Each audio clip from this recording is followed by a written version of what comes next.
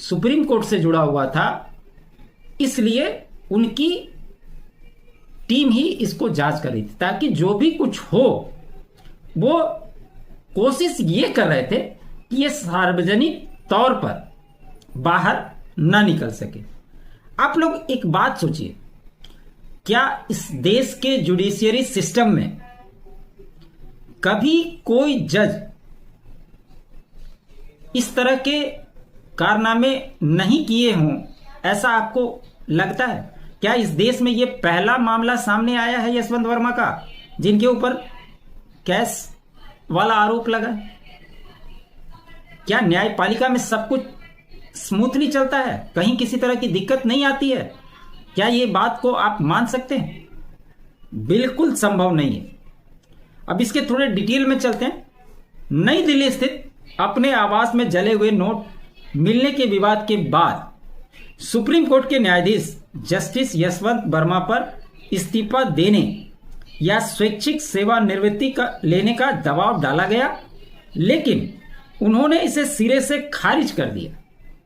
उन्होंने पूर्व न्यायाधीश संजीव खन्ना को लिखे एक पत्र में इस पूरी प्रक्रिया को मूल रूप से अन्यायपूर्ण बताया और कहा कि उन्हें अपनी बात कहने का मौका तक नहीं दिया गया। अब ये तो मामला हो गया यशवंत वर्मा का। इसके खिलाफ जो मैं पहले कह रहा था कि अभिषेक मनु सिंघवी और कपिल सिब्बल, ये दोनों पहली बार आमने सामने आए। तो अभिषेक मनु सिंघवी ने एक लेख लिखा, उसमें उन्होंने कहा कि मुझे मार्च में जस्टिस यशवंत वर्मा के घर पर हुई घटना से बहुत दुख हुआ। मैं हैरान था।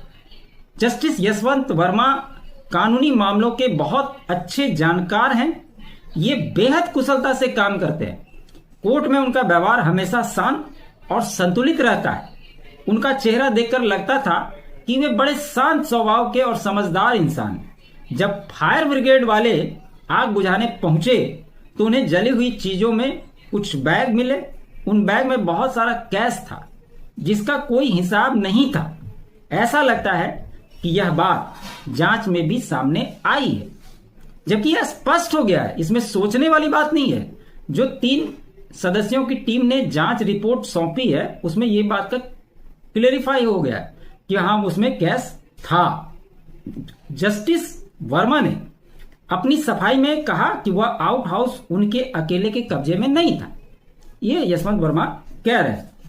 अब कहा यह जा रहा है कि अगर इस पर महाभियोग लाया जाए